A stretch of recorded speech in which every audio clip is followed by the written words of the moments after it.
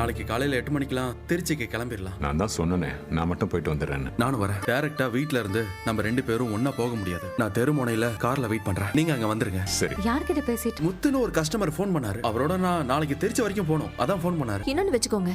போதும். மாமா என்ன உங்களுக்கு பிடிச்ச மாதிரி சப்பாத்தி தானே பண்ணிருக்கோம், நல்லா சாப்பிடுங்க. அண்ணா, இந்த வணிகர் சங்கத்திலிருந்து கார்த்திகன் ஃபோன் பண்ணாரு. நீங்க அந்த பக்கம் போய் 4-5 நாள் ஆச்சாமண்ணா. உங்ககிட்ட ஏதோ பேசணுமா? நாளைக்கு ஃபோன் பண்ணி பேசிக்கிறேன். சரிங்க. இன்னொரு சப்பாத்திங்க. எனக்கு போ, இதே சாப்பிட முடியல. அப்படி என்னதான் பண்ணியலோ தெரியலக்கா, நந்தினி அக்கா உங்களை பாராட்டி தள்ளுறாங்க. அவங்களோட மாமியாருக்கு கூட உங்களை ரொம்ப பிடிச்சிருக்காமே. நல்ல விஷயம் தானே மீனா, அவங்களுக்காவது என்ன பிடிச்சிருக்கு. இன்னைக்கு வேலைக்கு போயிட்டு வர வழியில அவரை நான் பார்த்தேன். அவர் மட்டும் இருந்திருந்தாருன்னா நான் பாட்டுக்கு போயிருப்பேன். நம்மள பிடிக்காதவங்களை நாம எதுக்கு தொந்தரவு பண்ணணும்னு நான் பாட்டுக்கு போயிருப்பேன். ஆனா பழனிவேல் சித்தப்பாவும் கூட இருந்தாங்களா, அதான் போய் பேசினேன். சித்தப்பா ஏதாவது பேசிட்டாரா? அவங்க கொஞ்சம் கோவமா தான் பேசினாங்க.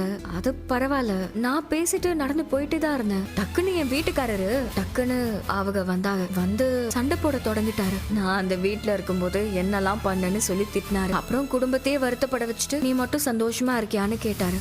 நீங்க பதிலுக்கு ஏதாவது பேசுனீங்களா?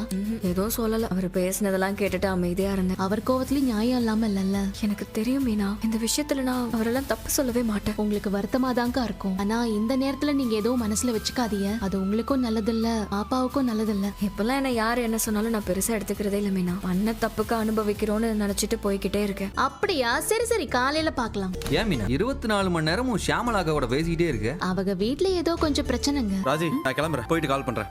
டேய் டேய் டேய், காலையில பேக மாட்டிக்கிட்டு எங்கடா கிளம்பிட்ட? மா, ஒரு டியூட்டி இருக்குமா, திருச்சி வரைக்கும் போகணும். நான் இப்போ வீட்ல இருந்து கிளம்புறேன். டிராவல்ஸ்க்கு போயிட்டு வண்டி எடுத்துட்டு வந்துருவேன். ஷார்ப்பா 8 மணிக்கு கிளம்பிடுவேன். யாருக்கு வாய்ஸ் மெசேஜ் அனுப்புனேன்? கஸ்டமருக்கு. எங்கண்ணா கிளம்பிட்டீங்க? மில்லுக்கா? வடிவே, நான் கிளம்புறேன். எங்கண்ணா போறீங்க? உங்க அண்ணன் திருச்சிக்கு போறாரு தம்பி. தெரிஞ்ச ஒருத்தரை பார்க்க போனேன்னு சொன்னேன்ல, அவரோட நிலம் கொஞ்சம் திருச்சியில இருக்கு, அதை விற்கிறாராம். அதை தான் பார்க்க போறேன். எப்ப வருவீங்க? சீக்கிரம் வந்துருவீங்கல்ல? எப்படியும் சாயந்தரம் ஆயிடும். வரேன். இல்ல சக்திவேல், நீ நினைச்சதை விட ஏதோ பெருசா நடக்குது. அதுல அண்ணனோட ஆசம் மருமகனும் சம்பந்தப்பட்டிருக்கான். ஒரே குழப்பமா இருக்க. கண்டுபிடிக்கிறேன். சக்திவேல் யாருன்றதை காட்டுறேன்.